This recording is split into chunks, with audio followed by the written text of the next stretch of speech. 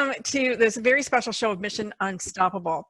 A few weeks ago, the controversy and negative chatter surrounding singer Adele drew my attention. Adele was called out for cultural appropriation because she wore a Jamaican flag bikini top and, more importantly, Bantu braids in her hair. What was she doing? She was celebrating a long-held Caribbean-style festival called Notting Hill in London.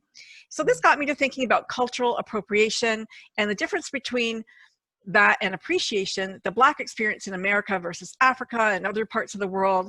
So I reached out to a couple friends to ask them if they would join me in discussing this very important and timely topic. So with me today is Myra Mcknight. She is the CEO of Better One, Better Two Relationship Academy, as well as a host of Hindsight Radio. And she has a new book launching this month called Struggling to Keep the Vow. She's can't wait for that book to come out, Myra. Yeah. Thank you. Also with me today is Alex Okoroji. She's known as the Queen of Expression. She is a multiple award-winning actress, author, radio personality, creative consultant, CEO of Bragg Media, the Bragg Radio Network, and host of the Naked Talk. She comes to us from her home in Lagos, Nigeria. Oh, I should say that Myra is coming to us from Atlanta, Georgia. Yeah. Unfortunately, our other guest, Nambu, who was supposed to join us today, looks like she may have contracted COVID. So we are all going to give her our prayers and well wishes and hope that she recovers very, very quickly. So welcome, ladies. Welcome. Thank you for having me. I'm really excited. Thank you, Frankie. I'm so excited to be here too. Yes. I'm going to give a short explanation. Cultural appropriation is supposed to be, or is said, that is when somebody adopts an aspect of a culture that's not their own. But that's the basic definition. The deeper understanding of cultural appropriation refers to a particular power dynamic in which members of a dominant culture take elements from a culture of people who had been systematically oppressed by that dominant culture. And that's why they say cultural appropriation is not the same as cultural exchange, where people mutually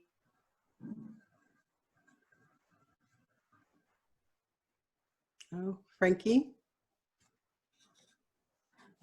Thank you.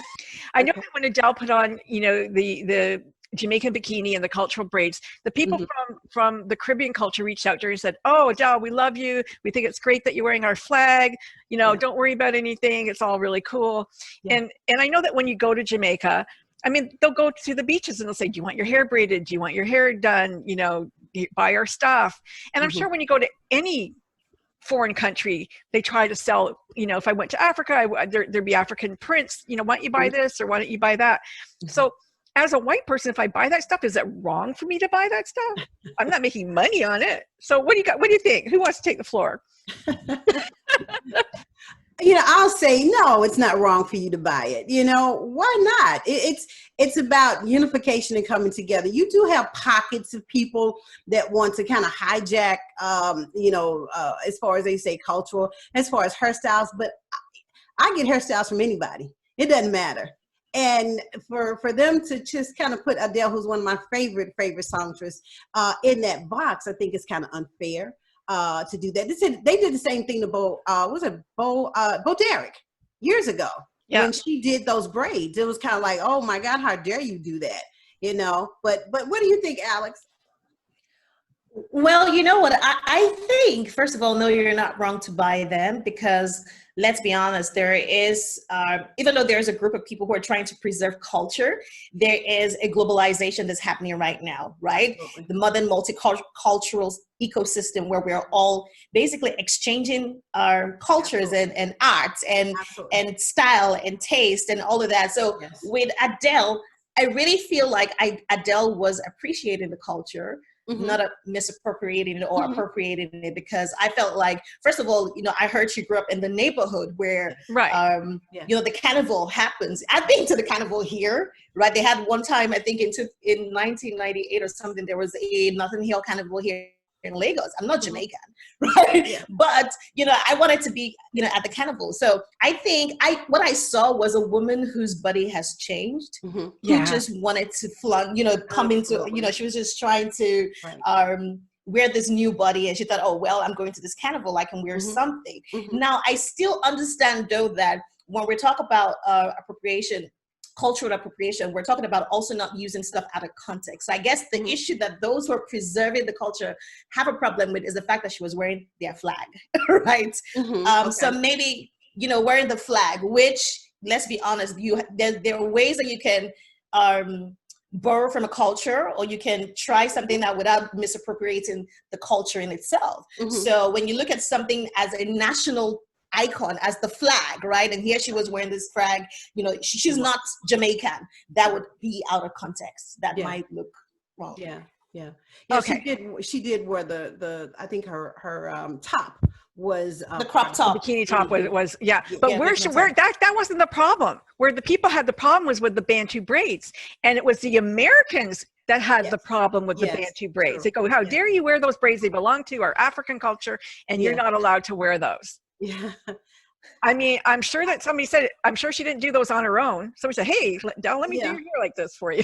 Yeah. And probably was a black Probably person was. Yeah, because they really looked very nice. They were beautiful. Yeah. Those braids were really beautiful. So it had to be somebody that knew how to do that, from the culture. But I still think that was just an expression because, and we said America, of course, because I can see where it's, the Americans are having an all get out about it. But in America, we've taken some of the other culture as well. When it comes to modeling, it comes to clothes. I mean, I wear blonde hair like nobody's crazy, so I just kind of think, and some of the styles, the cut styles, I use them too. But I think here in America, we're very protective. Even in the middle, because even a lot of us that's not from Jamaica is protective of Jamaica. Right. And, so I think, to kind of disparage her and put her out like that, I wouldn't have done that. But I see that she was just trying to be a part of the camaraderie, a part of being fun, a part of being sisterhood. And she was kind of knocked out for just being sisterhood is my thought about it. Like we have Carnival here in Toronto, and it's a big deal. It's a big, big deal. You got the floats, you got the costumes, everybody is going out. They invite people to come and stand around and eat the food and do all this stuff. I mean, if I was a kid, I'd probably want to get into it a little bit. I'd probably want to wear something that makes me feel like I belong, or it's part of the festivity or fun. Just like I guess in New Orleans when you wear the beads and the whole thing, we're not... I'm not into voodoo or anything, but who knows what I would do if I was drunk and was, right. I don't know. But I get the idea. They talk about like the Washington Redskins and taking the headdress, the American, and that's kind of, I can see where that's appropriation. It's misappropriation because it's, really you're taking something from a culture that has no meaning for you at all, right? And saying, here, this is for football. Right. And people are making lots and lots and lots of money on it. Absolutely. What about Cinco de Mayo? I mean, you just kind of take it over. It's like, really? Exactly. And see, I was reading today that it's wrong to have tacos. If a Mexican restaurant's owned by somebody who isn't Mexican, then you shouldn't be eating tacos. And then I think, well, what about pizza? And what about St. Patrick's Day? Absolutely. And all of these other holidays that people, get dressed up for. So they said that you should not send your children out for Halloween if they're dressed like a gypsy, if they're dressed like a geisha, if they're dressed like, what was the other one? I can't remember. Because you're taking stereotype and exploiting that stereotype. Right. I used to go out as a gypsy when I was a kid. I never thought about it. I didn't think I was hurting anybody. My grandmother's Romanian. I don't know if that helps. But, they say if you don't belong to the culture and you don't historically read about the culture and understand the culture, then you shouldn't have any part of that culture. And then if you do read about the culture and understand the culture, maybe you still shouldn't appropriate it. They're saying yoga. You shouldn't be doing yoga. Oh my goodness. Yeah. Because that's cultural misappropriation. Yeah. I don't know where it stops and starts, but I do know that, you said at the top of the show here, Myra, you had something on your website. You said, finding out what connects us, reveling in our differences. This is the process that brings us closer, that gives us a world shared values and meaningful community. You have that on your website. And I think Alex said it too. In this global unity that's happening in this, we're taking from each other. And what's good, I mean, in Toronto, we probably have 90 different ethnic restaurants. I can eat Ethiopian food. I can eat Thai food. I can eat, Japanese food or whatever kind of food there is in the world. Is that culture misappropriation, or is that, I'm having an experience that's amazing that I get to go globally around the world and not even leave my home? Absolutely.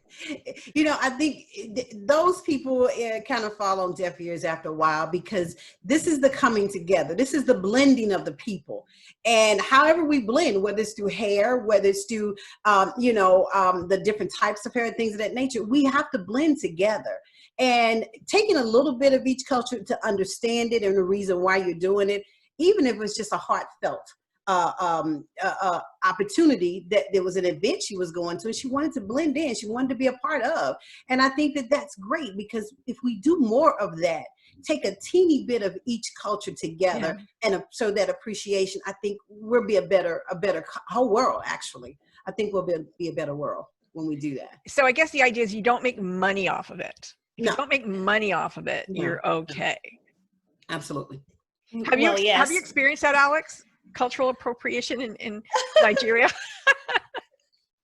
Okay, that's very weird. And I mean, so here Nigeria is a very unique place, right? Because even though we really are predominantly Black, right? So we're Africans, we're not necessarily, and which is why it's kind of like pretty a difficult place, right? Having conversation about racism, in a sense, even though we understand what it is, we're not necessarily experiencing this every day, because the people who are, around us look like us. Right. That being said, we experience other kinds of isms, because we have what we call ethnicism, which, again, you look at a culture, whether it's a smaller group, and we still have minority cultures, minority ethnic groups, right? So we have over 200 ethnic groups.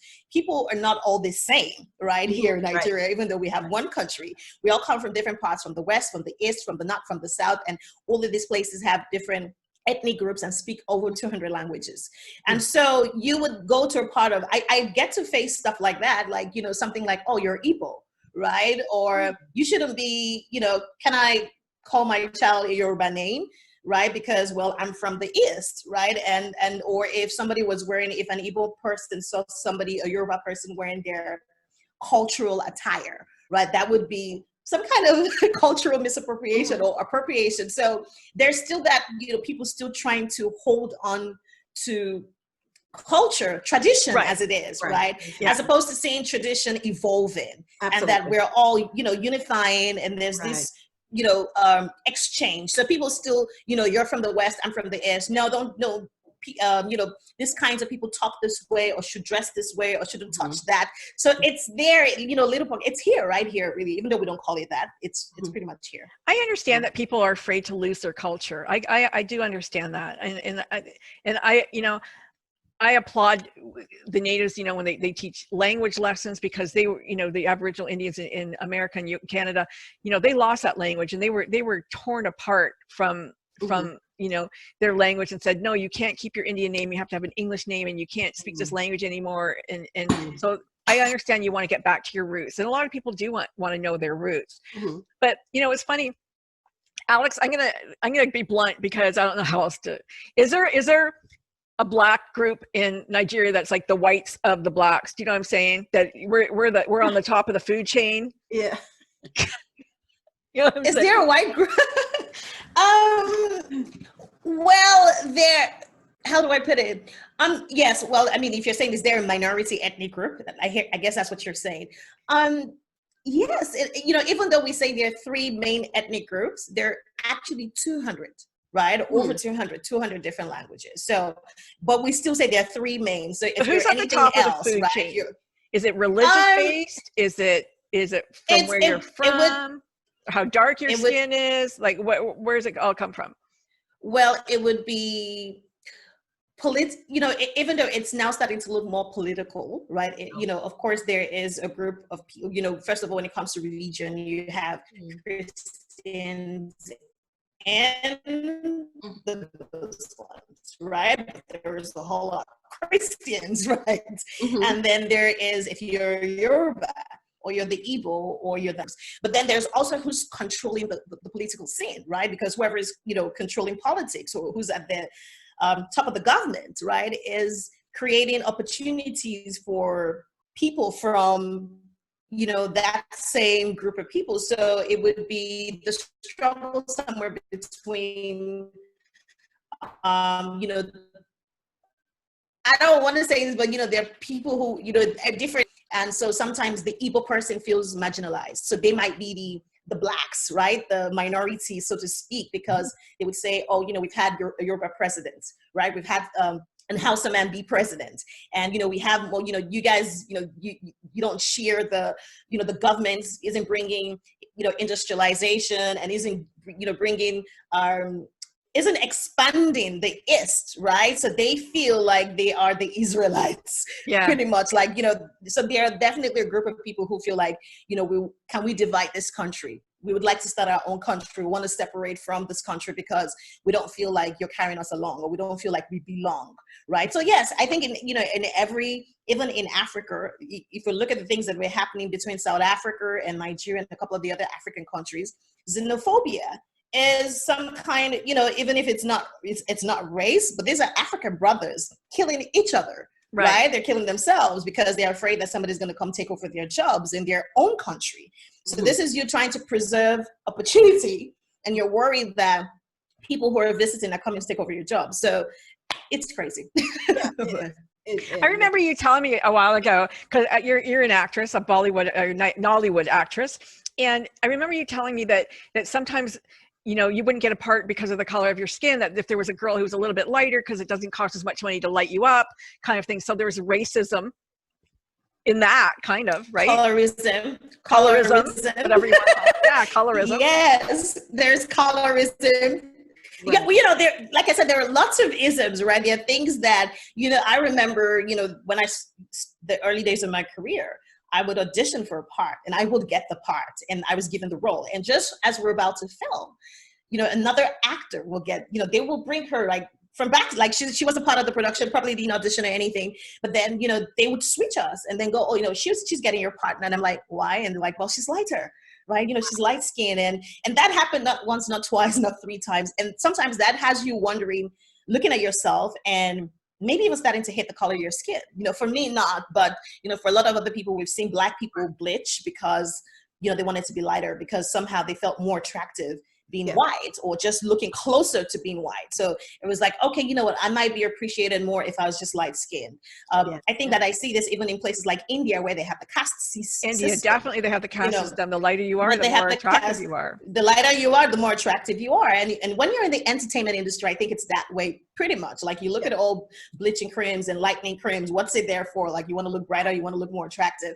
And so you start to, you know, these things do exist. They happen even in the entertainment industry. But there's that one actress who, I can't remember her name right now. She's Mexican and I think she's Mexican Nigerian. She's quite dark. Do you know who I mean?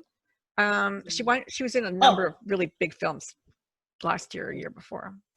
Who, Lupita? Yeah, Lupita. She's Lupita. Okay, she's Tanzanian. She's Tanzanian. Kenyan. She's from Kenya. Yeah.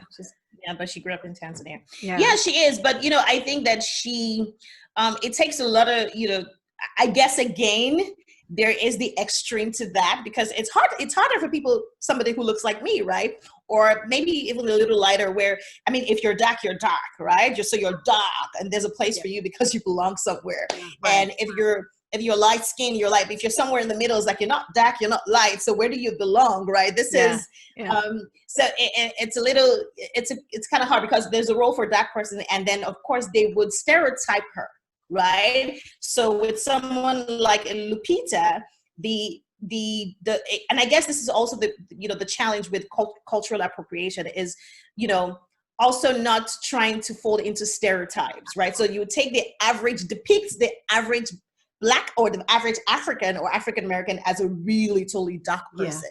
Meanwhile, you know, there are variables of Black, you know, like some people are even as light as a white person. Absolutely. Right? So some are really light skinned and some are very dark and some are milky caramel and chocolate. They're all flavors of different African, or they would depict a certain African with a certain accent.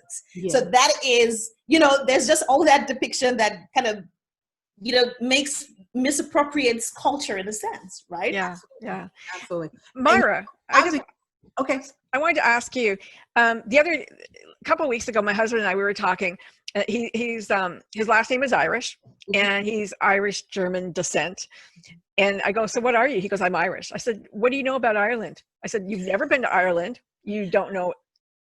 Probably the most you know about Ireland is that there's a St. Patrick's Day, honestly, and you don't even drink. So why are you Irish? Tell me about your Irish experience. And he couldn't, obviously.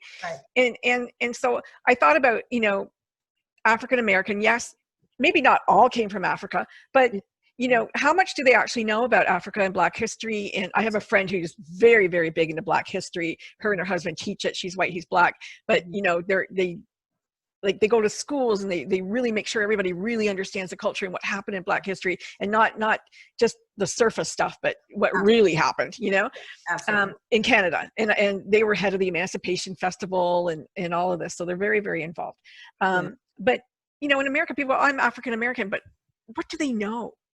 Like, do they really understand their culture? Or is it just, I was a slave? Like, what do they understand? I'm curious.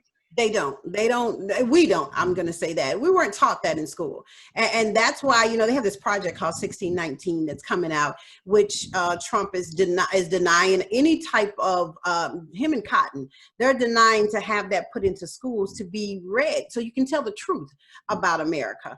And, we experience that racism and colorism here as well, Alex, in America, even in the corporate industry. And do we know about Africa? No, we don't. We weren't taught about Africa. And then when you start to try to work and go to school and pay bills, you kind of leave that aside. You just have this own little thing that says you came from Africa because you're Black or because you're skin color. But that's not always the truth, as it is. But we don't know that, because if you don't go on, do your DNA, you won't know where you're coming from. So who's actually going to take the time to do that? So I think Black America is trying to find their place, because Black America doesn't have a place. It's kind of like we were born here, but where? Or we were bought here, but that could have been generations ago. Yeah. And so where do I go from here? And unfortunately, what happens is we stop at slavery. We start at slavery and we stop at slavery. That's crazy, because I tell people, well, what were we, or what were you before slavery?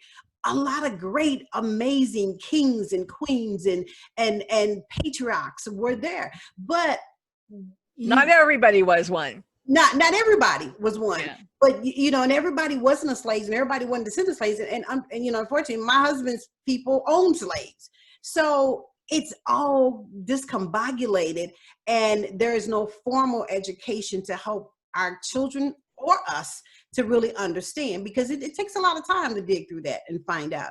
And I was going to say that the corporate arena also has that colorism issue as well. I came out of working for law firms, and you had to look a certain way or be a certain color, because if you were too dark, they're not going to hire you. You got a law firm full of whites. They didn't want that. They just wanted to have just a hint. Yeah, little caramel is okay. Just a little caramel was okay, just to say, I got one. Yeah. Okay. Yeah. And you get to feel that kind of tension. So, and look how smart she is too. Yeah. And so, but then when I get in there, I had to compete with the women. That kind of like, how can you be, his assistant? And he's never had one, and never a Black one. So it's just the whole shabam. It's crazy. And that's why I think, us coming together, getting a piece of each other helps us to kind of tone down the craziness that's going on just all over the world. So do you think it would help? I'm just curious. Do you think it would help if you dropped the African American and became Black American and just own that experience, maybe? Absolutely. I've never used the African American. Actually, I use other. When I was trying to get my son in a particular school, I use other. I mean, he was lighter than me, had gray eyes, so he could be anything, and I dared him to tell me he wasn't. Yeah. So I just use other, and I think that's just a system to put you in pockets. That and the zip code. So I don't put African American on there, and it's not. And then some people say, you don't want to get your heritage. I put Black, I'm a Black American. That's what I am. I can't be anything else. This is where I am. And if they say go back, I'm like, go back to where? Yeah. Where am I going back to? Generations 10 down have been here. So it becomes a personal issue. And then it also, you have to have some validation somewhere. And in America, they're trying to strip you of your validation, of your credentials, of who you are. And you have to almost just kind of feel your way through it. So I think, we're Black America, African American, Afro American. I mean, we've had about 6 different titles that was given to Black America. And we've kind of picked them up because it was given. And I just think that we need to rethink that. Yeah, that's a good idea. I mean, I can see how being a Black American would root you in America. Absolutely. Would say, you know what, we are American. Absolutely. We're not, we're not coming from other places now. Now we're here. We were born here. We are American. We should be treated exactly the same as every other American. End of story. And that's what Latino Americans do that. Irish Americans do that. Italian Americans do that. So you gotta have, and some of course would disagree because they're still, of course they will, space. But it is, you then that helps you not to say, I'm not a part of this country. You are a part of this. Is your country. Right. You can't go to Jamaica and say that's your country. You can't go to Italy and say that's your country. Does Africa have a program where they invite Africans to it from who are born in another country? Do they have programs where they're invited? I'm Jewish, right? And Israel has a program, like when you're younger, they have a program where I could go for free. They would invite me over to learn about Israel and learn about my culture. And so they invite their children home, let's say. Well, I'm sure that exists. There are people, there are just lots of cultural events and, lectures and things being organized. But the question would really be that, that you, first of all, are African, right? And that you know where your roots are, that you're coming home. And of course, you're always welcome home. Nobody's going to stop you from coming home if, I know my dad's is Nigerian or my great grandparents were Nigerian. You're always welcome. People are always happy to see people, see their children come home. I do, I was thinking of what Myra was saying, the whole thing of the Black American and the African American. It's so funny because I've never really referred to a Black, I'm using the word, but I've never really referred to someone as Black American. Well, your sister lives in New York. What is she called? She's African American. Okay. Well, she is African American though, because yes, but she's American as well. So she can choose. She was born in America. She can choose. So this is it. You're either gonna be African American or you're just gonna be American. Right. I feel like whether you're Black American still puts you in a box, and I agree. Probably labels you. That's why there's that confusion because you gotta have a root somewhere. So you're, or be African American and have some connection somewhere, right? Because if you're Black, what's Black? I don't know anybody's. I don't think Black is even the color of any country skin that's Black. Really, yeah. I think we have brown. It's not a color trade. I haven't seen a white skin either. I haven't seen a white skin. I haven't seen a Black skin. So I see brown skin. I haven't seen a white skin. I haven't seen Black skin. So I think that's also a way to put people into boxes, and that will continue to make the Black person a minority. Saying, I'm Black American. What's that? I would say be American. Just be American, or be right. I agree. Find. What did you say? Yeah, and that's an option. Yeah, you're right. That's an option because if you were born in a country, you're from that country, right? You naturalize in that country. That's your home. So you would, I would say take up the Black, why would I'm American? It's either you are American or you're a foreigner, right? Right. So that would make things easier than putting people into sub-labels and subcategories and stuff. That just, because the difference between, I realize, between,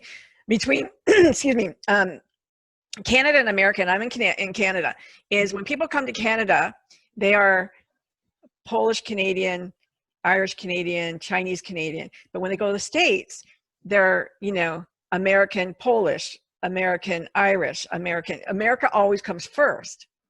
But the African American says it's the African first. And I don't think you have to distinguish. You're just American. I was thinking about July 1st, Independence Day, or July 4th, Independence Day. July 1st is our Independence Day. July 4th. So what are they celebrating?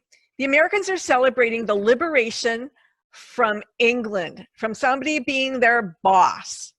Yes. But the whole country celebrates it. Mm-hmm. But the African Americans celebrate it too. Yes. And it's kind of like, why are the whites celebrating something, and then, you know, they're denigrating these other people, and you know, and they took them on as their slaves, when the whites who came over were actually slaves of the British, and you know, held feudal, you know, positions with them, and they're kind of like the, you know, the prisoners. Let's get rid of them, just like they did in Australia, and sent them here. So it's kind of like, it's funny, and people do it all the time, and you see it even within the African nation, is that somebody always wants to be at the top of the food chain and wants to boss other people around and say, we're better than you, and we're gonna, you know, tell you what to do. Yeah. And that's going to continue, because that's how they kind of keep a tab on you. You know, when they're doing the census, it would be wonderful if it said American, you know. Yeah. It would be wonderful and say, of all these people of all colors are just American citizens. But they have to find, even your birth certificate is going to show it, in your marriage license, your driver's license, your census, even when you fill out the application for a job or just your medical. Right. They have this long list of so-and-so Americans and where you're from and that kind of thing. So it's challenging, and wish we could change it to be different, because I think it makes everybody more inclusive. But the system is set up, you know, those that are in a hierarchy that want to make sure that we keep you in the places that we want to keep you. But here's the other side of that too. Now, if we know that you're African American, we know that you're Latino American, and they're developing the COVID, you know, vaccine, and they're saying that the Black Americans and the Latinos, they're dying at a higher rate. Now, are they dying at a higher rate because of how they live financially, or is their body different? Like, is there something, you know, uniquely different about higher incidence of insulin or diabetes, higher incidence of whatever? So they're saying, well, we need more Blacks and more Latinos to do the testing, because we don't know if it's going to work on them. Like, do you know what I'm saying? I don't believe that. You don't believe that? No, I don't believe that. It's not that they think it's going to work on us. They just want to work on us, because there was something called Tuskegee Institute experiment, and we just don't trust them. Because they did it before. So it's like, first time, shame on me. Oh no, that's not going to happen again. And I don't, because see, the numbers are screwed. I don't believe the numbers that come out of the government, because they say African Americans are more likely to get COVID-19 and they're dying at a higher rate. But if you look at the per capita, is what we're not looking at. If you look at the per capita, we are not the ones that are dying at a higher rate. It's white people that are dying at a higher rate. Same thing with the crime. When you see Black on Black crime per capita, it's lower than it is on the other side. So they just throw that word out there, and I kind of get upset with, you know, media sometimes with screwing everything up. But no, we're not going to take that medicine. They can't get people to take it. They can't get us to take it, because it's like, oh no, you're not going to do this to us. So, you know, we just don't trust this government at all. I wouldn't trust them especially with administration. We just don't trust them. And but some people get them, but they're trying to pull us. And I think the people just were exposed just a little bit more, basically because they had to work in that particular field. So they are exposed. But I generally don't really think the numbers are what they are, but they want to make us think that they are that as well. Okay. I can understand that one. Yeah. I do know that you know, women, when they test heart medication, they don't generally test it on women, that women have a very different experience than men, and the drugs don't work the same on us as they do on men. But they don't care. It's just, they're gonna save men and not women, I guess. No, casualties of war is what he would say, you know. So it's kind of like, nah, we'll pass.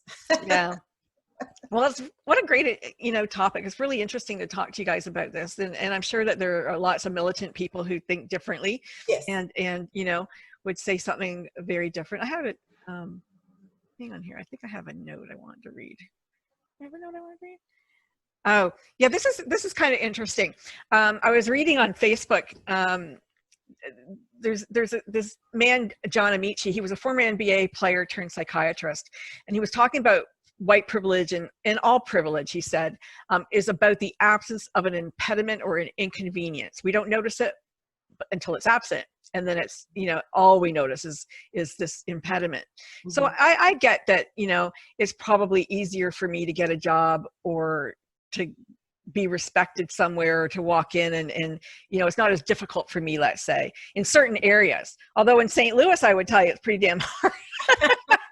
I went to university in St. Louis, and my roommate was black, and she goes, I can't take you home, they'll kill you. So, I mean, there are pockets of places where, I can't go. Yeah. That's just the nature of our world today, I think. Yeah. And I'll never forget that. But yeah. But I get it. Yeah, there are a few pockets that you can go, but the majority of pockets you can slide right into.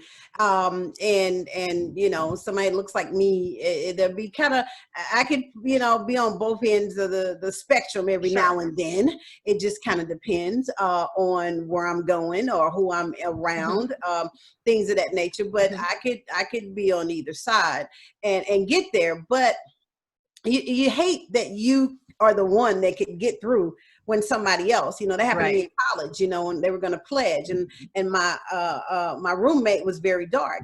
And so they called us in to want to pledge a sorority, and they didn't want to take her. So I said, no, I don't even want to be a part of anything like this. Right. If that's how you feel, then I don't want to be a part of it, you know? So it kind of makes you feel, you kind of get that stand up for what's right, more so than just be a part of this. And you have to do that for other people. Absolutely. And this is what, is kind of interesting. I don't know, Alex, if you've been following what's, the Black Lives Matter in America and all of the stuff that's been going on. But a whole bunch of people stood up after George Floyd. A whole bunch of people, white, black, Chinese, everybody, stood up and said, this is not, acceptable any longer. We are going to stop all of this bullshit. Right. And I think they really meant it. And some people, some African Americans, they reached out and said, what the fuck you white people doing? You don't belong here, kind of thing. And I thought, yeah, we kind of do, because I think you need us to stand up. I think you need everybody to stand together, no matter who you are, and say it's not acceptable in our society. It's easier for us. Yeah. If we don't break it down, who's going to do it? Absolutely. Yeah. Really. It's, and I followed it. I mean, unless you're not human, right? Yeah. This is a humanity issue. Yes. I'm tired of getting, I understand. And again, sometimes one of the reasons I try not to say much about it is because I'm African, right?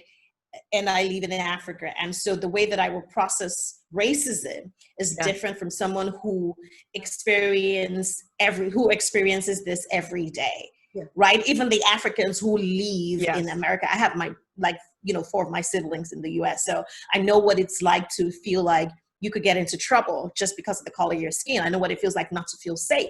I don't really know what it feels like, but I understand what that would feel like. Yeah. At the same time, I feel like, the conversations about race, and not just race, even gender, right? Genderism, racism, colorism, all kinds of isms. As, for me personally, I feel like, maybe if we focused on humanity, just one ism, like humanism, that might be easy. It might be a lot more easier, because the point is, it doesn't matter if it was a black or white or yellow or whatever color, is it okay to kill another human being? No, it's not. No, it's not okay. And if you saw the other person as someone like you wouldn't kill that person. If you thought that person could have been your brother or your sister, like, this would be so much easier. And I feel like there really needs to be a tangible consequence for these actions, because once there are consequences for this, it's easy to see what the result would be. If I do something wrong, then this is the price I'm going to pay. Right. And then we can start to tackle. I do know that it does definitely benefits a couple of people in government, right? That's true everywhere, even here in Nigeria. I know you were saying something about filling out the forms, and even with all the forms, I still get, I personally get like, okay, when I fill out forms, why do you need to ask me what my state of origin is? I'm Nigerian.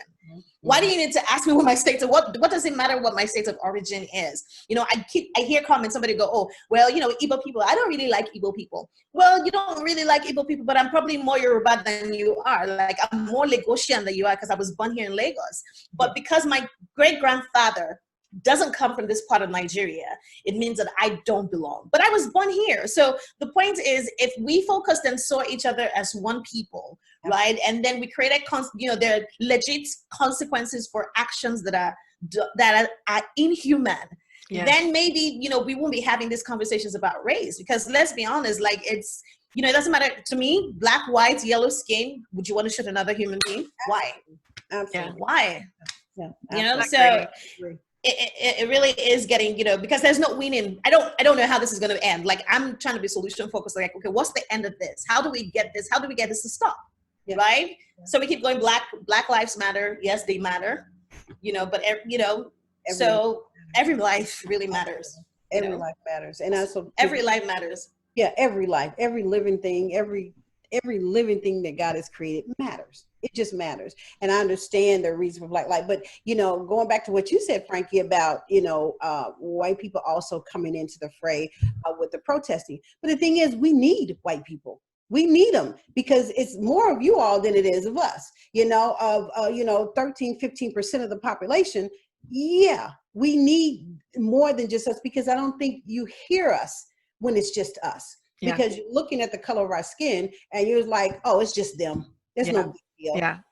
Leave them alone. They'll get over it and keep doing it. But when we have people from all walks of life, people of all different cultures, people from everywhere have the same mindset that, look, this is wrong and we need to change it.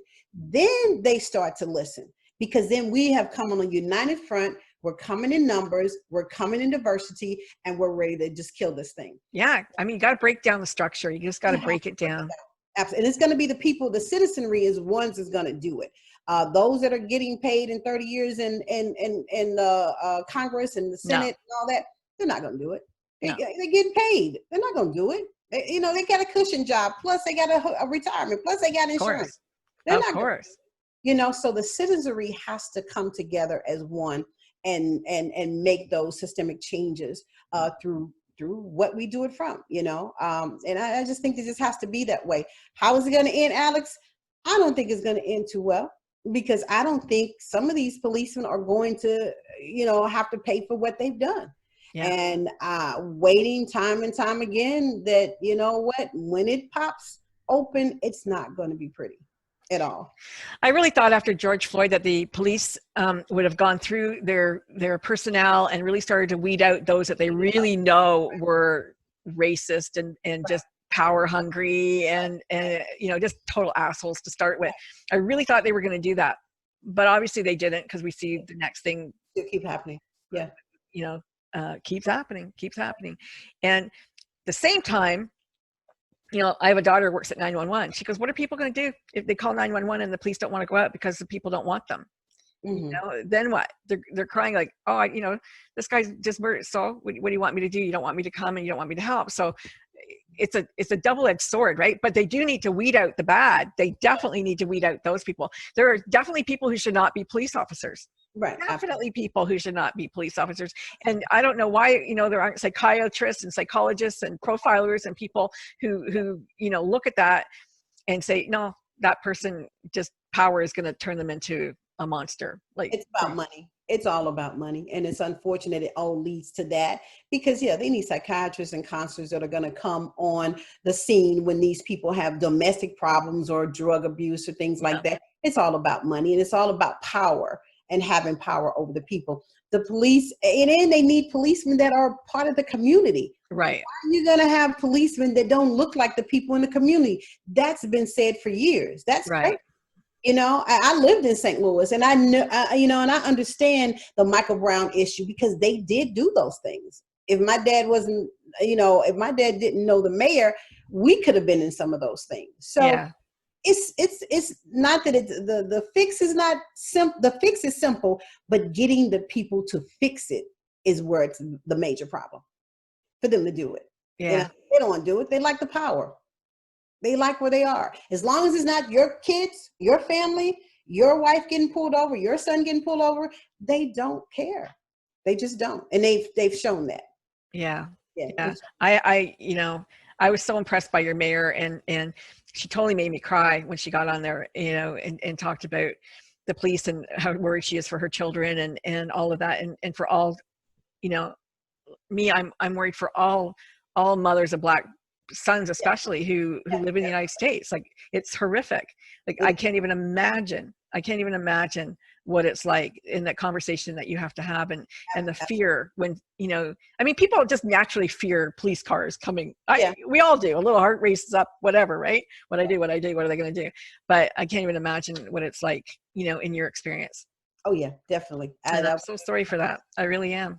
Yeah. I was conversation with my son all the time, and he goes out and comes back. You just don't know, know, and you have the conversation, but men are men, and you can't just expect men to just, you tell them. You can't stay home. You can't stay home. Yeah. You can't, as much as you want to cradle them, you just can't, so you just have to be mindful, intentional, and prayerful, I guess. Yeah. Well, Alex, I know that you have a new radio station starting. You want to talk about it before we go? Hey, Alex. Yes. We're getting ready to set up launch the Bragg Radio Network. And so it's going to be, a global 24/7 radio station. Good. So you see, we're always doing global stuff, right? Because I really truly believe in the whole entire multicultural ecosystem. Like, I know that there are people who want to preserve Black, and it's great to preserve culture because I'm a creator of art. So I understand what it means to own your art and to take credit for it and to keep it and to preserve it and all of that. But at the same time, we don't grow if we don't, come together and exchange and create platforms where people can actually come together. So for me, I see when, people, just Black, I just work with Black women only, or I just work with white women only, or I just work with women only. And what about the man? I just, for me as a personal belief, I believe in humanity and humanism. So the Bragg Radio Network is getting ready to launch soon, and it's a platform for men, women, and anyone from around the world. So absolutely. Yeah. Nice. Absolutely. And so you believe September 30th will be the launch of your book, Myra? Yes, September 30th is the launch of my book, and I'm excited about it. It's going to be, I'll be sending out all kinds of marketing for YouTube, for everybody. So I'm looking forward What's the title again? It's Struggling to Keep the Vows. Struggling to Keep the Vows. So, it's a collaboration. I need to read it. You need to interview her. I need to read it. Yes, I'm going to have her. A collaboration of different couples that, just talking about this thing. And my husband and I have been doing it for 15 years or so with Better One before I did the radio station. But I'm excited. We're looking forward to it, to kind of help people know it, it is what it is, and you're going to have them challenges. You just have to hold on. Yeah, it's not easy. It's not easy. It's not. And I don't know, they mustn't have nothing to do 50 years ago, because godly, it can be something. Yeah, it's not easy. It's not easy. But God bless those that last it and make it through. Absolutely. Yeah. And I just want to send out a special prayer to Nambu, and hopefully that she recovers quickly from whatever she has. Hopefully it's not COVID, but if it is, that she recovers quickly and doesn't have any lasting effects from it. I feel awful that she would have contacted that, but everybody stay safe. Wear your masks. Yes. Thanks, girls. Okay, I'm going to stop. I'm going to say goodbye to Facebook. Goodbye, Facebook. Bye. Facebook. Thank you for having me. My pleasure. Appreciate it. Okay, we're